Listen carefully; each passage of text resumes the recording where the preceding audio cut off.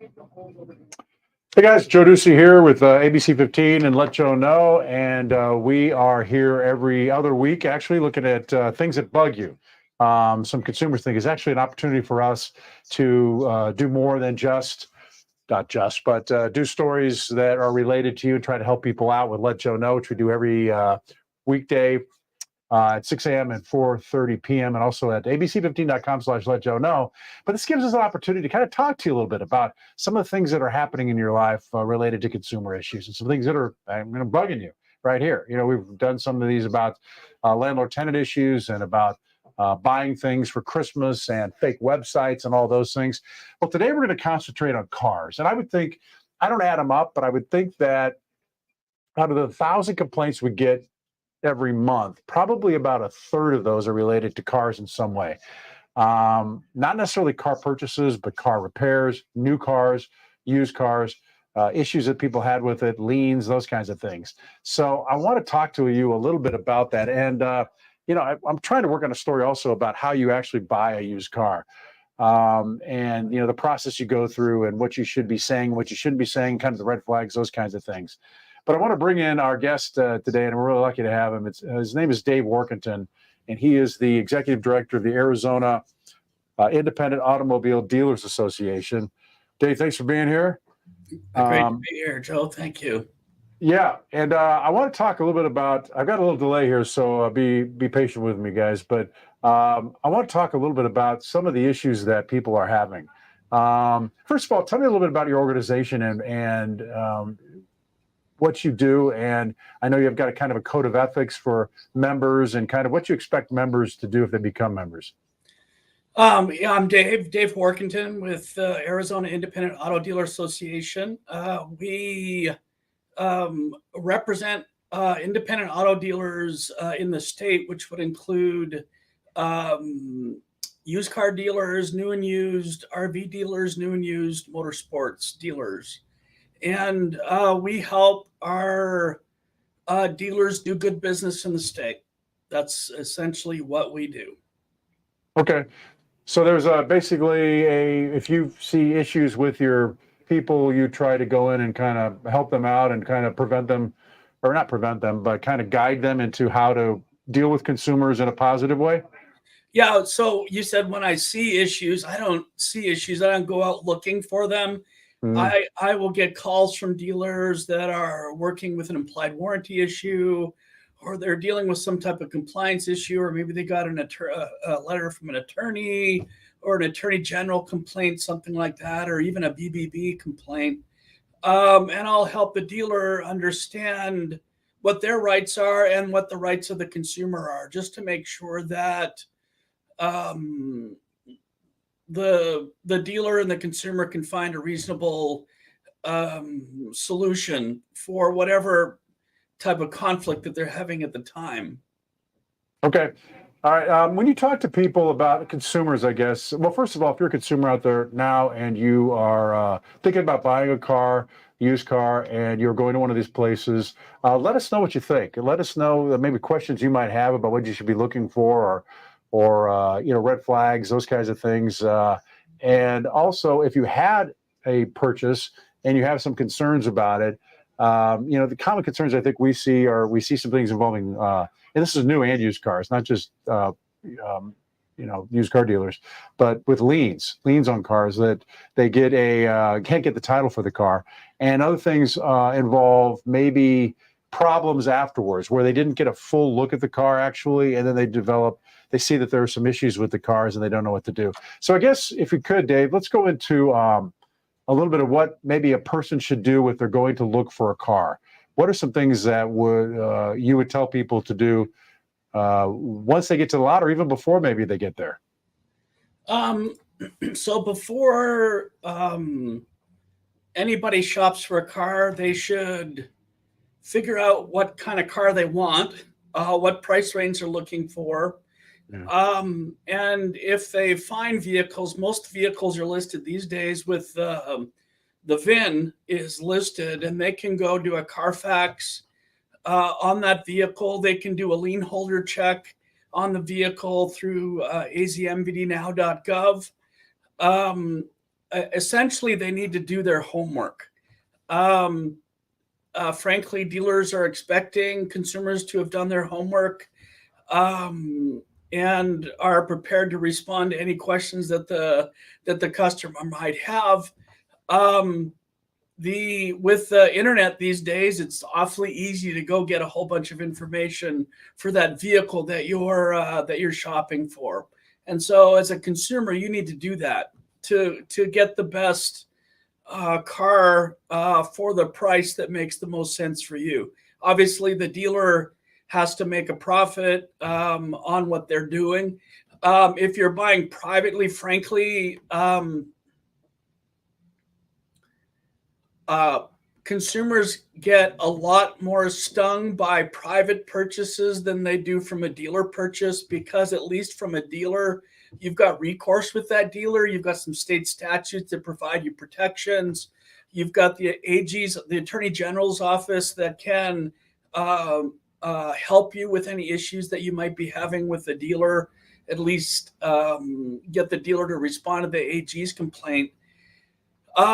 When you buy privately, you don't have any of those protections. It's buyer beware. The person that sold you the car might not even own it. They might not even have the title for it.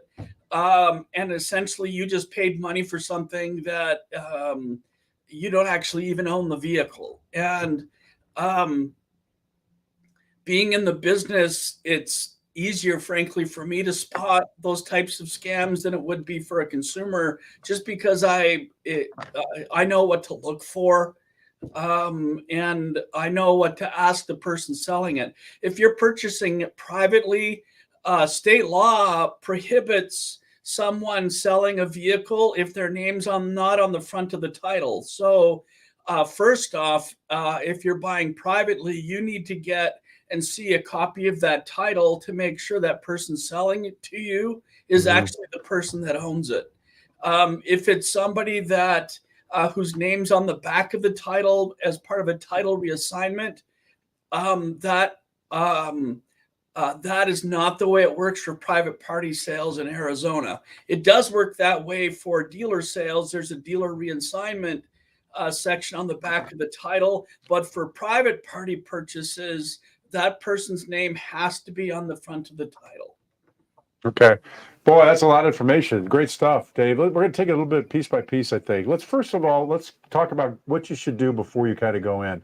You need to kind of know what price range, I guess, you're looking at, maybe the type of car that you want. Also, what about financing? I mean, I think it's a good idea. Maybe we differ on this, but you'll probably agree with me. I know they may have dealer financing there, but I think it's always good to go in with an option to have financing. Maybe it's a credit union, maybe it's something else that you have as a possibility for that, if you're able to do that, and then maybe check it out with what the dealer's offering as well. What would you say about that? Yeah, so you should check with your banks to see if you can get pre-approved for some amount, and then what your monthly payments would be. The challenge is if you've got a very bad credit rating, banks aren't going to lend to you. They just won't. They're not interested in that type of risk, in which case you really don't have another option but to get financing through that dealership. But if your credit is good, you can absolutely check with your credit union or a brand new credit union or your bank, whatever that might be, and get yourself pre-approved. Okay. But you're not going to have the same dealer incentives that might be there, where if they loan to you, they'll sell the car to you at a lower price. That's legal to do that. And essentially what they're doing is selling it to you for less, so they can get the loan. Okay. Let's go over a couple of these things. I think I told you we're going to look at a couple of the issues that people seem to be having, at least when they write us. Now, we don't get to hear about the good car deals, so we know that a lot of them go off without a hitch and there's no issue. When things are good. They always call me when there's a problem, just like right. We hear about the issues, so that's what we're going to be bringing up here. But I'm sure that many, many, many car dealers that go off very well with your members and all. And not all used car dealers are your members. Correct. You can ask if they are members if you go in and check them out ahead of time, right? Yep. And if they're a member, they'll have our sticker in the window of their dealership. Okay. All Yep. right. Let me read this little part of this first part I said I was going to bring to you. Daughter responded to an online ad at a small Phoenix dealership. Man was there to meet us. The daughter paid $8,000 cash. He gave us a bill of sale with a dealership name on it. He said he'd pop the title in the mail the next day. So the daughter pestered him for a few weeks. At the time, the daughter was informed that there is a $7,000 lien on the vehicle that is outstanding. The car dealer then wanted out of it, but she's stuck. They have the car, they're stuck with it, and they're saying that is not satisfactory. We need $7,000 to pay off this lien. I know that there are some been in the industry, many dealers have dealt with this kind of lien issue and titles and not being able to get a clean title. What Yep. would you say to people who face something like this when you hear a scenario like this? Well, I would need more information to be able to Yeah. advise completely. But if this was a legitimate dealer that maybe didn't know there was a lien on the vehicle, and wasn't able to get the title work done because of the lien, then in Arizona, the dealer has 30 days to complete the title work. If the dealer hasn't done that, they're out of compliance and they have to unwind the deal. They can't get the title done. And if the dealer's not going to work with you, make a complaint to the Department of Transportation Office of Inspector General, and it will be dealt with. It's very black and white. The dealer has 30 days to complete the title work. Now, the flip side of that, though, is that if the dealer doesn't complete the title work within 30 days, don't automatically assume that the dealer's trying to snow you or screw you. Don't assume that if the deal's not going to get done. I would check with the dealer, find out what's going on. There may be and usually are extenuating circumstances. Sometimes the dealer can't get the title done because it was titled in California, and California titles are notorious for being a complete hornet's nest of issues when you're trying to get title transfer done. So I would check with the dealer and just say, okay, it's been 30 days. I want to know what's going on. I don't have my title yet. My 45-day temporary registration permit's going to expire in 15 days. What's going on? And then I would decide my next course of action based on that conversation. The worst thing you can do as a consumer is not talk to the dealer first to find out what's going on, and you just immediately hire an attorney or make a complaint to the attorneys general. I don't assume that the dealer is trying to put one over on you. I would assume that the dealer is trying to get it worked out and they're as frustrated as you are. That's what I've found. I get calls from consumers as well, and I can usually find an appropriate resolution between the consumer and the dealer. Essentially, the resolution's already there, but the consumer just wanted to hear from somebody that doesn't have a dog in the fight, if you know what I mean. Yeah, I do. Okay. That's good. A couple things there. Black and white, that's great, 30 days. I've seen it, though, where the dealer has gotten repeated another 30 days or another 30 days. They're constantly getting, and the consumer's having to get registrations, like temporary registrations, repeatedly. But you're saying basically the deal has to unwind if after 30 days they're not able to do this and the consumer wants that to happen. That's one of the potential courses of action. Okay. Yes. All right. But it's not the only course of action. Okay. You bought the car, you liked the car, the dealer would love to keep you in the car. Both sides are very well incentivized to get this figured out. And usually it gets figured out just fine. Okay.